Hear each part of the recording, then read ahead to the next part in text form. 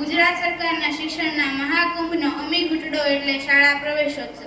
પોતાના જીવનમાં રોજ આપણી શાળામાં કન્યા કેળવણી મહોત્સવ અને શાળા પ્રવેશોત્સવ 2024 ઉજવાઈ રહ્યો છે, ત્યારે શાળા પરિવાર વતી આપ સર્વેનું અત્રે હાર્દિક સ્વાગત છે. આજના આ પવિત્ર પ્રસંગે બ્રાહ્મણ સ્વભાવના પ્રભુના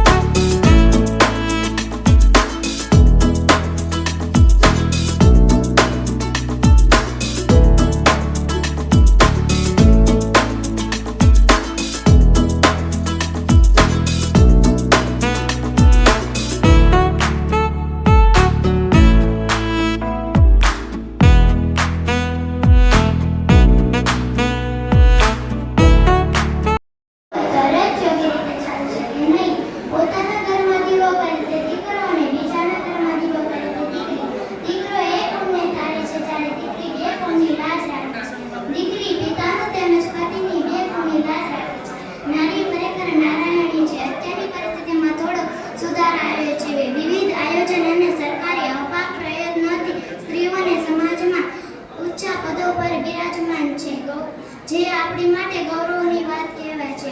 અંતમાં હું એટલું જ કહીશ કે દીકરો દીકરી સમાન બની સમાજમાં મોપાનું સ્થાન આપીશું. બેટી હે તો કોલેજ અસ્તુ ભારત માતા કી જય. અભ્યાસ કરું છું. આજે હું બેટી બચાવો વિશે બે ત્રણ શબ્દ કહીશ તો શાંતિથી સાંભળવા વિનંતી. મહાન પુરાતન સંસ્કૃતિ અને ધર્મપરાયણ એવા ભારત દેશમાં સરકારે દીકરીઓને બચાવવા માટે બેટી બચાવો અભિયાન શરૂ કરવાની જરૂર ઊભી થઈ છે. એ આપણી માટે ખૂબ દુઃખની વાત કહેવાય. હજુ પણ સ્ત્રીઓને જેટલું સન્માન મળવું જોઈએ એટલું નથી મળતું, કેમ કે તેઓને મહત્વ આપવામાં આવતું નથી. હાલ આપણા દેશમાં પુરુષોની સરખામણીમાં સ્ત્રીઓની સંખ્યા વધતી જાય છે. એ આપણી માટે ખૂબ ચિંતાનું કારણ કહેવાય.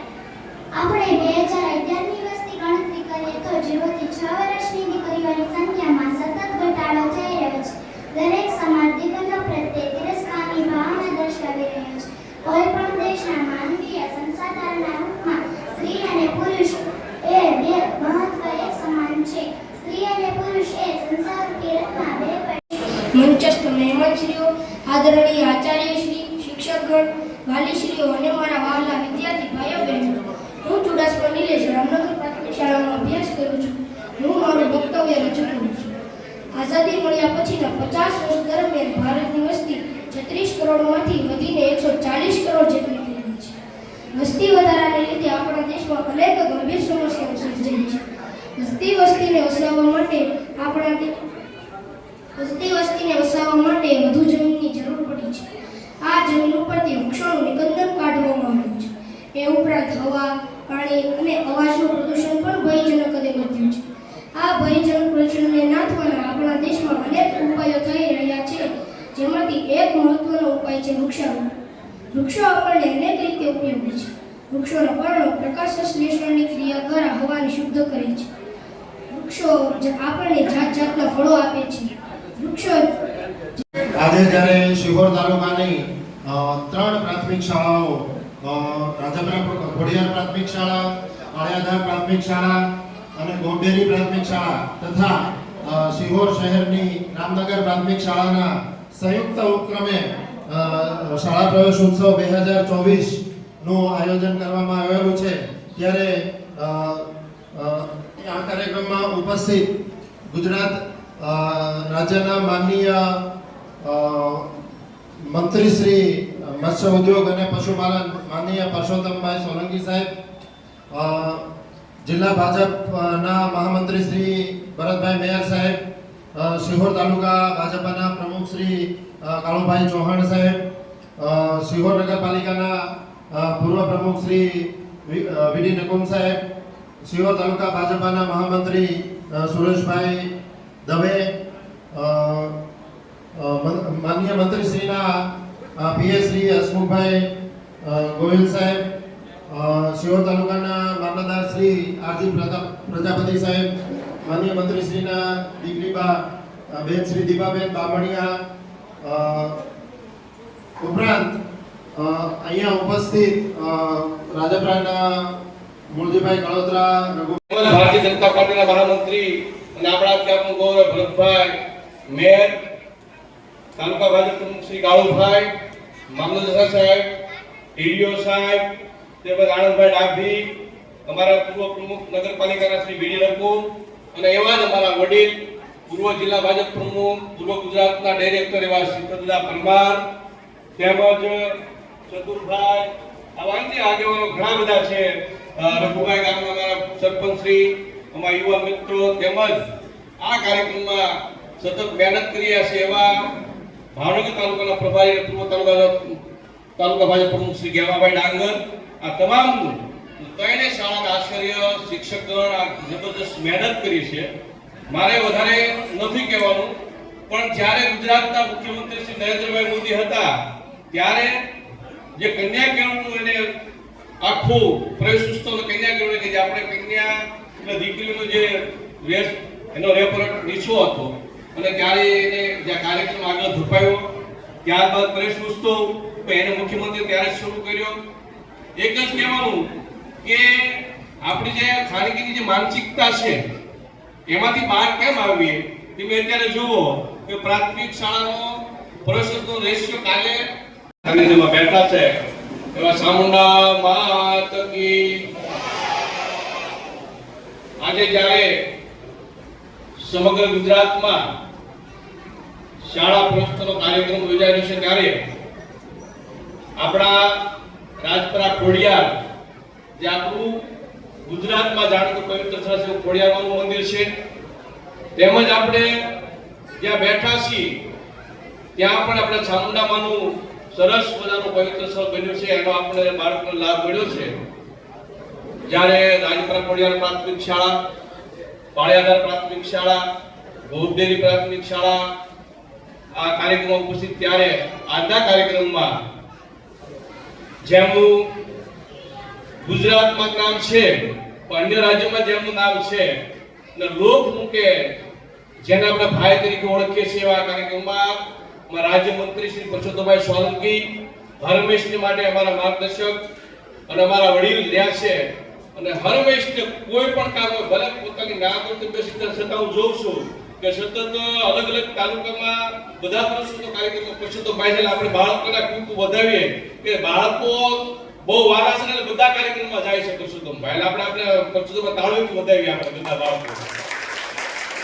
સેવા કરે, તબિયત નાદુરસ્ત હોવા છતાં પણ ભાઈને ગમે ત્યારે હું તો વર્ષોથી સાથે રહું છું, મારો જાત અનુભવ છે કે ગમે એવી પરિસ્થિતિમાં હોય, એમાં કોઈ બાળકોની બાબત આવે, કોઈ બાળકોને વચ્ચે જવાનું થાય તો એ સૌથી પહેલા પસંદ કરે ને કોઈ બેન દીકરી માટે કંઈ કરવાનું થાય તો એ પથારીમાં ઊંઘતા હોય તો પણ એને સંતોષ ન હોય કે આ બેન દીકરી માટે હું ભલું ક્યારે કરી ચૂકું. આ જેના જીવનની અંદર જિજ્ઞાસા છે એ વર્ષોથી આપણું આ પ્રકારની સેવા કરે છે, એટલે માં ખોડિયાર જગદંબા એની ભેરે છે.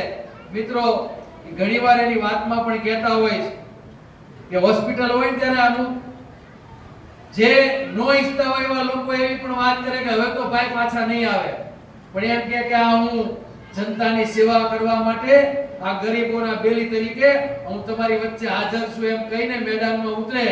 મિત્રો આજે વર્ષોથી કોઈ પણ માણસ, નાનામાં નાનો ગરીબ માણસ, કોઈ શોષિત, પીડિત, વંચિત, એ બંગલે ગયો હોય, એ રોતા રોતા કોઈ બેન દીકરી ગઈ હોય તો એ બંગલેથી હસતી હસતી પાછી આવે છે ને, એના પરિણામ રૂપે ભાઈ આજે આપણી વચ્ચે ઉપસ્થિત છે. બોલો ખોડિયાર માત કી, બોલો સરસ્વતી માત કી. આજે આપણા રાજપરા, ખોડિયાર ત્રણેય પ્રાથમિક શાળા અને સિહોર આપણા ગુંદાળા વિસ્તારની પ્રાથમિક શાળાના શાળા પ્રવેશ ઉત્સવમાં આપણું ગુજરાતનું ગૌરવ અને ગરીબોના મસીહા તરીકે આખું ગુજરાત જેમને ઓળખે છે, 95 થી લઈને સતત ધારાસભ્ય તરીકે ચૂંટાવું અને 2024 ના દિવસે પણ આ રાજપરા ગામની સ્કૂલમાં સતત મંત્રી તરીકે આ બાળકોને પ્રોત્સાહન કરવા માટે પધારવું, એવું કદાચ રાજકારણના ઇતિહાસમાં જો લોકોના દિલમાં આવું કોઈને સ્થાન મળ્યું હોય તો ગુજરાતમાં કદાચ એકમાત્ર નામ હશે પુરુષોત્તમભાઈ સોલંકી છે.